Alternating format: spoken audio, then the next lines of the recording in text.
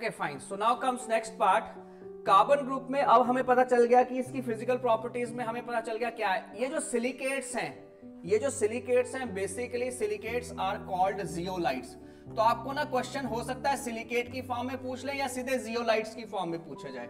All the silicates are called zeolites, all the silicates are called zeolites.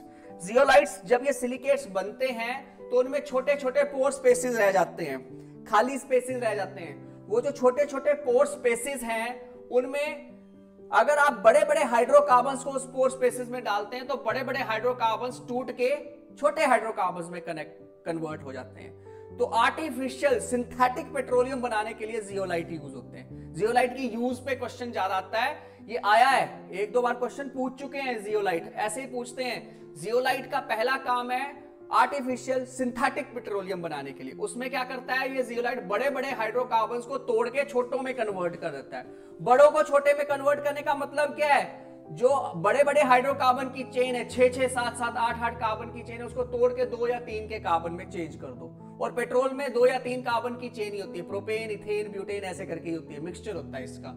तो ये zeolite के अंदर जो पोर स्पेसेस है ना, खाली सी, जैसे स्पंज होती है ना, स्पंज में क्या होता है, छोटे छोटे पोर स्पेसेस होते हैं जिसमें पानी चला जाता है।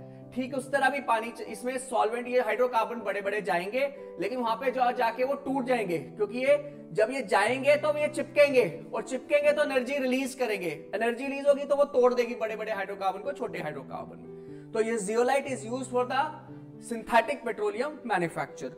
दूसरी चीज, जियोलाइट को पानी निकालने में भी काम करते हैं। मैंने अभी बोला कि स्पंज को अगर आप शेल्फ पे रखते हो तो वो पानी को सोख लेती है, पानी को एब्जॉर्ब कर लेती है, क्योंकि पानी के मॉलिक्यूल्स का जो साइज है that is in comparison to their pore spaces.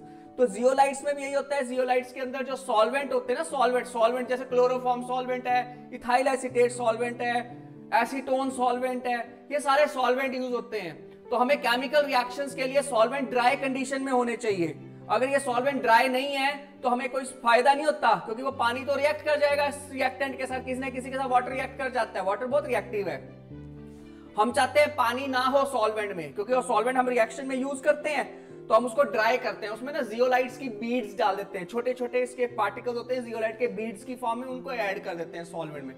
तो उसको 2-3 दिन तक जब रखोगे ना, तो सॉल्वेंट के अंदर जो वाटर मॉलिक्यूल्स हैं वो जाके उन पोर स्पेसेस में घुस जाते हैं, और पानी जो है वो जियोलाइट के अंदर चला जाता है और सॉल्वेंट पीछे से ड्राई हो जाता है। तो सॉल्वेंट को ड्राई करने के लिए भी जियोलाइट यूज होता है। It is used for the drying of solvent. तो पहली यूज क्या बताई, सिंथेटिक पेट्रोलियम को बनाने के लिए, ये क्लियर है सभी को।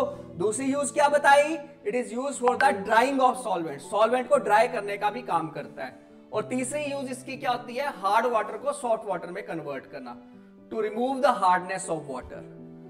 To remove the hardness of water it is being used.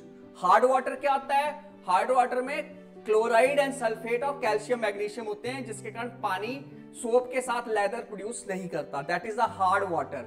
Hard water हमारे लिए अच्छा नहीं होता, क्योंकि ना तो क्लींजिंग एक्शन करता है ना इंडस्ट्रियल पर्पस के लिए अच्छा है।